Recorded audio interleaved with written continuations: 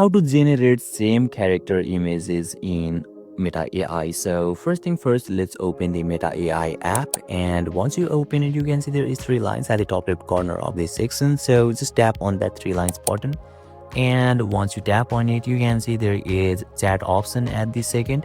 So let's select the chat option, and once you select the chat option, finally you need to upload images of your character. So you can simply tap on plus icons on in the screen. So once you tap on it, you can see there is 2 options, camera and gallery. So you can simply select your character images from your gallery, and yeah, once you upload it, simply you need to give a prompt in here to generate a same kind of images. And also if you want some kind of effect, then you can also add it in your prompt, and you will be able to generate same character image on Meta AI successfully. So basically this is how, and this is the process to generate same character type of images on Meta AI app.